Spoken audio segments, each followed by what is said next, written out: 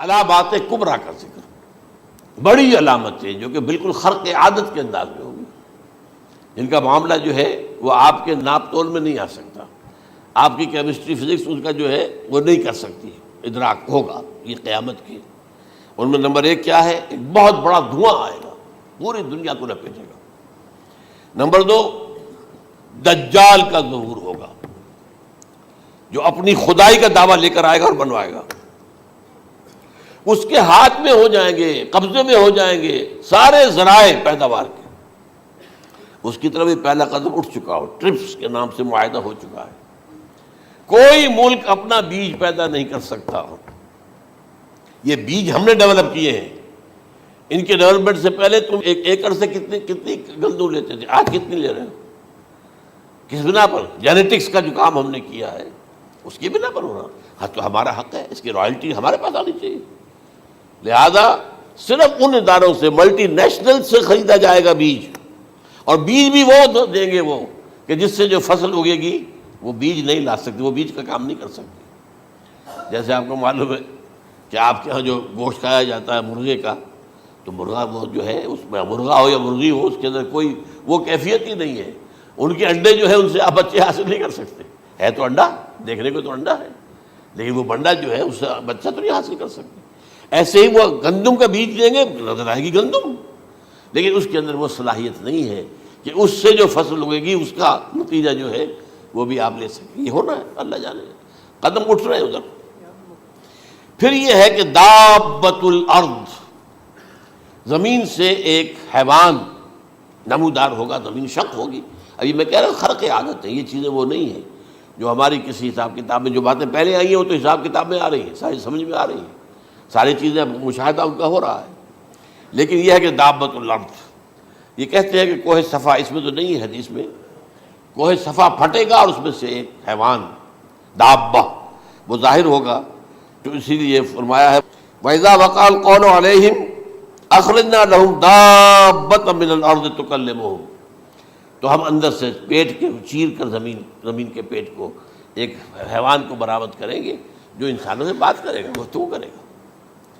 Number 4، طلوع الشمس من المغرب، یہ بھی خرق عادت۔ سورج تو طلوع ہوتا ہے مشرق سے، غروب ہوتا ہے مغرب میں، لیکن اس وقت معاملہ الٹا ہو جائے، یعنی جو کائنات کے اندر جو گڑبڑ ہوگی کچھ سمجھ میں بات آتی ہے کہ یہ معاملہ جو ہے یہ تو اس پورے سولر سسٹم کو اگر بدل دیتے ہیں تو مشرق مغرب ہو جانا، مغرب مشرق ہو جانا، یہ سمجھ میں آنے والی بات ہے۔ اس کے بعد ہے عیسیٰ ابن مریم کا نزول، جس کے بارے میں آج میں نے گفتگو کی ہے تفصیل سے۔ یہ نزول ہونا ہے، یہ علامات قیامت میں سے حضور نے بیان فرمایا ہے، اور قرآن مجید کی جو اصطلاحات ہیں اس کے حوالے سے میں نص قطعی جو ہے وہ میں آپ کے سامنے رکھ چکا ہوں۔ پھر یاجوج ماجوج کا ایک معاملہ ہے، یہ میں ابھی اس وقت زیادہ اس پر بات نہیں کر سکتا۔ حضرت عیسیٰ علیہ السلام کے نزول کے بعد دو کام ہوں گے، یہودیوں کا قلع قمع ختم، تمام یہود، ایک کام تو یہ ہونا ہے، اور نمبر 2 عیسائیت کا ختم ہو جانا۔ عیسائیت کی نفی کر دیں گے، بھائی تم مجھے خدا کا بیٹا بنائے بیٹھے ہو، میں تم خدا کا بیٹا نہیں ہوں، میں تو اس کا بندہ ہوں، رسول ہوں، میں نے تم سے کب کہا تھا کہ مجھے خدا کا بیٹا بناؤ۔ نمبر 2 یہ کہ وہ خنزیر کو قتل کر دیں گے، یعنی یہ تم نے خنزیر کب سے کھانا شروع کر دیا؟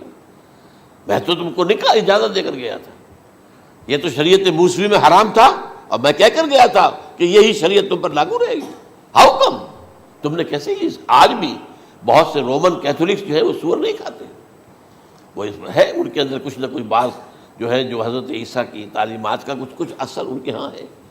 میں تو ایک مرتبہ، یہ 1971 کی بات ہے، 4-5 دن کے لیے برسلز میں رکا تھا، اس لیے کہ وہاں مجھے ایک صاحب نے خط لکھا تھا کہ وہاں ایک نوجوان ہے، ابھی اس ایمان لایا ہے، اور اس کے کچھ مسائل ہیں، ہم کوشش کر رہے ہیں ان کے مسائل حل کریں، آپ بھی جا رہے ہیں۔ میں انگلینڈ جا رہا تھا تو واپسی پر آپ ان کے یہاں چند دن ٹھہرے، میں حیران ہوا۔ ویسے اس نے مجھے اپنے گھر ٹھہرایا نہیں، اس لیے کہ ماں باپ تو اس کے کرسچن تھے، اور پولیس کا چیف آفیسر اس کا باپ تھا، چیف آف پولیس فورس۔ اس نے مجھ سے ایک دن کھانے پہ بلایا، ویسے ہوٹل میں ٹھہرایا مجھے، اس نے کہا آپ اطمینان سے یہاں کھانا کھائیں، اس گھر میں نہ آج تک کوئی شراب کی بوند آئی ہے اور نہ ہی کوئی بوٹی آئی ہے سور کی. Roman Catholics. اب اکلوتا بیٹا تھا یہ عبدالعزیز، اس نے بعد میں نام رکھا، وان کینٹر اس کا نام تھا جو کہ اوریجنل تھا. پھر اس نے نام رکھا عبدالعزیز وان کینٹر، پرانا نام بھی بحال رکھا. نہایت نیک، نہایت خوبصورت. 28 سال کی عمر تھی اور اس وقت میں نے دیکھا تھا کہ اس کی فقہی معلومات جو ہے میری معلومات سے 10 گنا زیادہ. اس کی وجہ کیا ہے؟ وہ گیا تھا موراکو میں ایز اے ٹیچر ملازمت کرنے، پیسہ کمانے.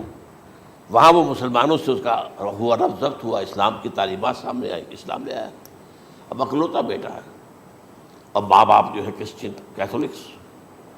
جب وہاں سے واپس آیا تو پھر کہتے ہیں کہ ہمارے درمیان ایک معاہدہ ہے، وی آر لیونگ ٹوگیدر، لیکن یہ معاہدہ ہے ہم مذہب پہ بات نہیں کریں گے، بس باقی جو بھی ہے وہ ساتھ رہ رہے ہیں. لیکن میں حیران ہوا، مجھے معلوم نہیں تھا. اچھا اس کے بعد اس نے جب اسلام کا فیصلہ کیا تو اس کے سامنے سوال آیا کون سی فقہ اختیار کروں. تو اس نے بڑی جو ہے تھورو اسٹڈی کی ہے تمام فقہوں کی، کمپیریٹو اسٹڈی. ان کو کرنے کے بعد پھر فائنل فیصلہ اس کا یہ تھا کہ حنبلی فقہ میں اختیار کروں. چاروں فقہوں میں سب سے لیٹسٹ حنبلی ہے، یعنی حنفی نمبر 1، پھر مالکی نمبر 2، پھر اس کے بعد شافعی نمبر 3، پھر یہ امام احمد ابن حنبل ہے. اور امام احمد ابن حنبل کے زمانے تک احادیث بہت بڑے پیمانے پر جمع ہو چکی تھی، جبکہ ابھی حضرت امام ابو حنیفہ کے زمانے میں کوئی اتنا زیادہ جو ہے حدیث کا بھی ذخیرہ نہیں بنا تھا. اسی پر تو لوگ حیران ہوتے ہیں کہ زیادہ حدیث امام ابو حنیفہ کے علم میں نہیں تھی، لیکن مجال ہے کہ ان کا کوئی فتویٰ جو ہے کتاب و حدیث کے، کتاب اور سنت کے خلاف ہو.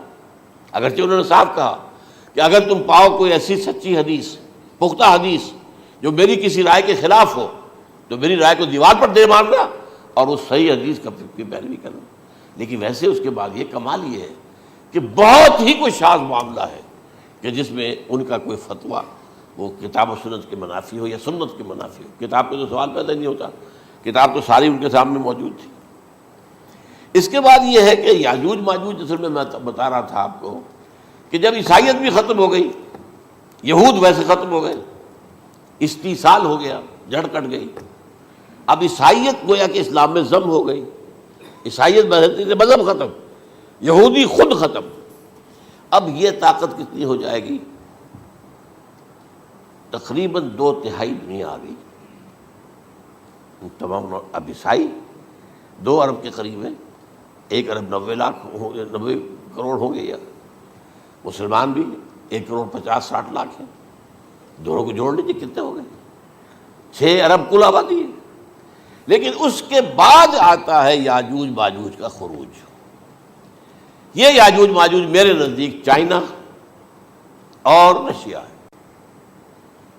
ان کی مجموعی طاقت اتنی ہوگی اور یہ اس طرح آئیں گے ہر اونچائی پر سے اترتے ہوئے، پھسلتے ہوئے. جیسے 1962 میں جب وار ہوئی تھی بٹوین چائنا اینڈ انڈیا 1962 میں، تو وہ اس وقت کا نقشہ مجھے آج بھی اخبارات میں پڑھتا تھا تو یاد، waves after waves of Chinese soldiers were coming down the slopes of Himalayas. یہ تو وہ ہے نا جن کی تعداد کا کوئی حساب نہیں ہے. اور رشیا اور یہ مل کر جو ہے، میرا اندازہ یہ ہے کہ جب پہلے ملحمۃ العظمیٰ ہوگی وہ عیسائیوں اور مسلمانوں کے درمیان، اس وقت یہ دونوں پاورز نیوٹرل رہیں گی.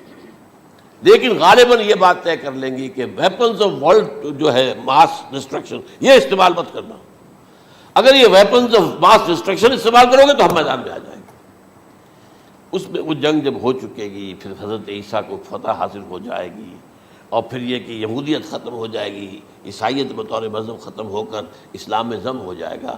پھر وہ 40 برس کا عہد حکومت ہے حضرت عیسیٰ علیہ السلام. لیکن جب یہ فتح ہو جائے گی ان پر، اب یاجوج ماجوج آئیں گے اور اتنی تعداد میں آئیں گے کہ بحیرہ طبریہ جو ہے اس کا سارا پانی پی جائیں گے. یہ تو اگر آپ کو کبھی اندازہ ہو یا کوئی آپ جانیں ان لوگوں کو جو ان چینیوں سے واقف ہیں، وہ کہتے ہیں زمین پر ہلتی ہوئی کوئی چیزوں سے وہ چھوڑی چھوڑ کھا جائیں گے. جہاں وہ جاتے ہیں ایز اے لیبرر، وہاں کے جو سارے کتے ہیں ختم، ساری بلیاں ختم، ہر شے، وہ جو سانپ کھاتے ہیں، ہر چیز کھاتے ہیں. اور یہ تمام ایسٹرن کنٹریز کے اندر ہوتا ہے. بڑی ڈیلیشیس ڈشز ہیں یہ، سانپ وغیرہ وغیرہ. اور یہ جس طرح کھا جائے، پانی پیا ایک قطرہ نہیں رہے گا اس پر. تو پھر جو ہے اللہ تعالیٰ اس وقت جو ہے اس میں ایک ایسی بیماری پیدا کرے گا، یہ سب مر جائے. یہ معجزے سے ہوگا. یعنی ان کے اوپر فتح جو ہے وہ عام لڑائی کے ذریعے سے نہیں ہوگی، بلکہ اس کے اوپر فتح جو ہوگی وہ اللہ تعالیٰ سے بوجھ، ایک بیماری پیدا ہوگی، سب مر جائے گی. اور اس کے بعد اللہ تعالیٰ ایسے پرندے بھیجے گا بڑی لمبی لمبی گردنوں والے، وہ ان سب کو کھا جائیں گے. جیسے ہمارے ہاں گدھ ہوتے ہیں وہ ان کو صاف کر دیں گے. ورنہ تو یہ ہے کہ پوری دنیا کے اندر جو بدبو اور جو پیدا ہوتا معاملہ اس سے، تو اس نوع انسانی کی بقا ممکن نہیں تھی. ان کے خاتمے کے بعد پھر یہ ہوگا کہ حکومت اسلامی جو ہے پوری دنیا میں حضرت مسیح علیہ السلام کی ہوگی. 45 برس وہ رہیں گے. اسی میں وہ کہلن بھی آ جائے گا، وہ فی المہد و کہلن جو میں نے شروع میں بیان کیا تھا. اسی میں پھر یہ ہے کہ وہ شادی بھی کریں گے، ان کی اولاد بھی ہوگی. اور پھر ان کا انتقال ہوگا تو حضرت حضور صلی اللہ علیہ وسلم کے حجرے میں، وہیں پر جہاں حضور اور ابو بکر اور عمر رضی اللہ تعالیٰ عنہم دفن ہیں، وہیں پہ ان کو دفن کیا جائے گا. اور قیامت کے دن حضور فرماتے ہیں کہ میں اور یہ تینوں ساتھ نکلیں گے. تو یہ ہے والات و واقعات.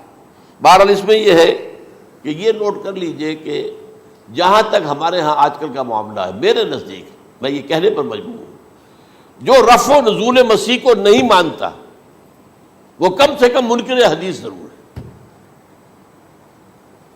میں اس سے کم کا فتویٰ نہیں دے سکتا. اب یہ ہے کہ جو لوگ مہدی کو نہیں مانتے ان کا معاملہ میں مختلف سمجھتا ہوں. چند منٹ لے رہا ہوں آپ کے، اور اس لیے کہ ان کی حدیثیں صحیحین میں نہیں ہیں، بخاری مسلم میں نہیں. اور یہ کہ بہرحال ان کا معاملہ جو ہے وہ ایسا نہیں ہے حضرت عیسیٰ کا. حضرت عیسیٰ کے آنے کا جو کچھ ہوگا وہ تو میں نے آپ کے سامنے بیان کر دیا. لیکن یہ ہے کہ حضرت مہدی ہمارے نزدیک اس میں خرق عادت کوئی ہے ہی نہیں. جیسے ہر صدی کے مجدد ہوتے ہیں، آخری صدی کے مجدد وہ ہوں گے، اور میرے نزدیک یہی آخری صدی ہے، اور اسی میں حضرت مہدی کا ظہور ہو جانا. سعودی عرب میں کوئی خانہ جنگی ہوگی کسی بادشاہ کے انتقال پر، اور پھر اس وقت یہ ظاہر ہوں گے. اس وقت ملک کے حالات کو سنبھالنے کے لیے لوگ ان کو زبردستی نکالیں گے، چھپے ہوئے ہوں گے ایک گھر میں. یہ حضرت ام سلمہ رضی اللہ تعالی عنہ کی روایت ہے کہ ایک بادشاہ کے انتقال پر یہ خانہ جنگی ہو جائے گی، اور ایک شخص مدینے سے بھاگ کر مکے میں چھپ جائے گا. یہ تو ہے ان کے الفاظ، میں توجیہ کر رہا ہوں. یہ لوگ ان کی طرف دیکھ رہے ہوں گے کہ یہ جو وقت آیا ہے فتنے کا ہماری قوم پر، ہمارے ملک پر، تو ان کی شخصیت ایسی ہے کہ یہ بیچ میں آئیں، صلح صفائی کرائیں، اور وہ جو ہے اس ذمہ داری سے بچ کر بھاگیں گے اور جا کر مکے میں چھپ جائیں گے. پھر لوگ انہیں تلاش کر کے نکالیں گے اور زبردستی ان کے ہاتھ پر بیعت کریں گے، ورنہ وہ اتنے بڑے منصب کو. اور پھر یہ بھی ہے، ایک حدیث میں آتا ہے یصلحو فی لیلۃ واحدہ، ایک رات میں ان کی مکمل اصلاح کر دیں گے. یعنی اگر کوئی تھوڑا بہت نقص اور عیب کوئی ہوا بھی، کوئی کمی کوتاہی ہوئی بھی، تو اللہ تعالیٰ ایک رات میں اصلاح کروا دیں گے. لیکن ہمارے نزدیک اس قدر کوئی خرق عادت ہے ہی نہیں. البتہ جو کہتے ہیں اہل تشیع، وہ خرق عادت ہے کہ ان کے 12ویں امام جو ہے وہ بچپن ہی کے اندر اس خوف سے کہ جو بنو عباس بادشاہ ہیں وہ ان کو قتل کر دیں گے، تو وہ ایک غار میں چھپا دیے گئے. اب وہ 1200 برس سے اس غار کے اندر چھپے ہوئے، اور اس کے بعد وہ ظاہر ہوگی، وہ امام مہدی ہوں گے. اس میں خرق عادت ہے. لیکن میں یہ کہتا ہوں کہ محض خرق عادت کی بنیاد پر ہم اس کی نفی نہیں کریں گے. کیوں؟ کیا ہم یہ نہیں مانتے کہ اصحاب کہف 300 برس تک سوئے رہے؟ یہ کیا عام بات ہے؟ حضرت عزیر علیہ السلام اللہ نے انہیں موت دی، موت، اور 100 برس کے بعد زندہ کر کے اٹھا لیا. تو خرق عادت حضرت عیسیٰ کو ہم اتنا بڑا خرق عادت مانتے ہیں کہ اٹھا کر آسمان پر، تیسرے آسمان کے اوپر ہیں، موجود ہیں، اب بھی ہیں. شب معراج میں تیسرے آسمان پر حضور کی ملاقات ان سے ہوئی. تو یہ خرق عادت کی بنیاد پر نفی نہیں ہم کرتے. ہو سکتا ہے، لیکن یہ کہ اس کے لیے ہمارے پاس کوئی دلیل نہیں، کوئی احادیث نہیں، کچھ نہیں، اس لیے ہم اس کو نہیں مانتے. البتہ خود وجود جو ہے حضرت مہدی کا وہ کوئی عجیب بات نہیں ہے. وہ تو جیسے پہلے بھی آئے ہیں ہمارے مجددین، ایسے مجدد ہوں گے اور دین کو تازہ کر دیں گے. ایک صحیح اسلامی ریاست جو ہے وہ عرب میں قائم ہو جائے گی دوبارہ. حضور نے فرمایا وہ عدل اور انصاف سے عرب کو اسی طرح بھر دے گا جیسے کہ وہ اس سے پہلے ظلم اور جور اور زیادتیوں کے سے بھری ہوئی ہوگی. تو یہ کام ہوگا، یہ تو مجدد کا کام ہوتا ہی ہے.